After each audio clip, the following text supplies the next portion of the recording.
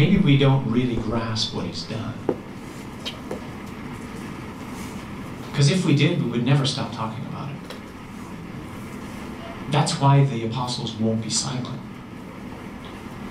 People go to extraordinary events of really mundane kinds, quite frankly, and they never stop talking about it. Like, I'm going to be talking about this to a bunch of people for a long time. But it was a game.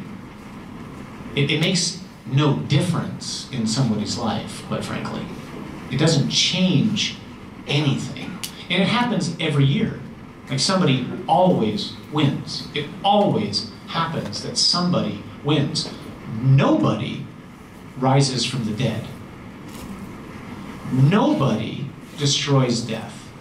Nobody dances on top of hell. Nobody routs Satan except Jesus. This is unheard of, what we're celebrating.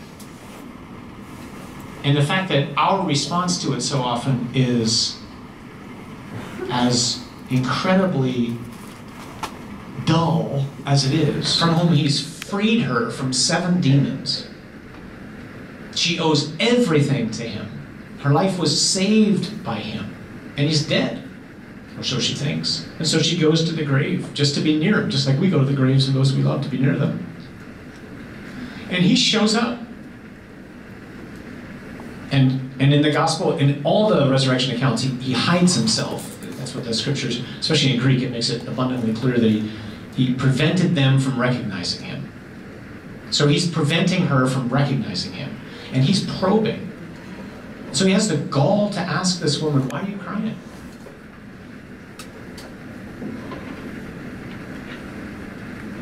He didn't just say, hey, it's me!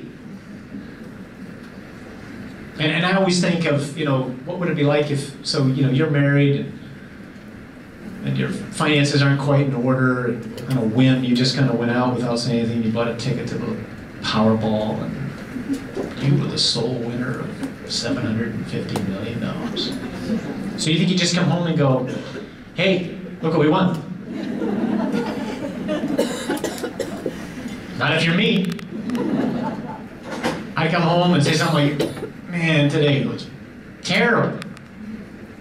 And we got more bills, and just turned off the electricity, repoed the car. You just set it up as badly as you can, and then, oh, and by the way, we just won $750 million. The Lord's playing with Magdalene. Because that's what God does with us. Not playing in an inappropriate way, playing because God plays. That's what he does. God is playful. God loves to play. That's why sports are such a great thing when they're not turned into idols, because they participate in playfulness. And that's what God does. There are 2 different verbs for to love, to know, and to feed. And there's 2 different nouns for sheep. So Jesus says to Peter, do you agapos me? Do you love me in a divine, extraordinary way? In a total offering of yourself way? And Peter answers, philose, I love you like my brother.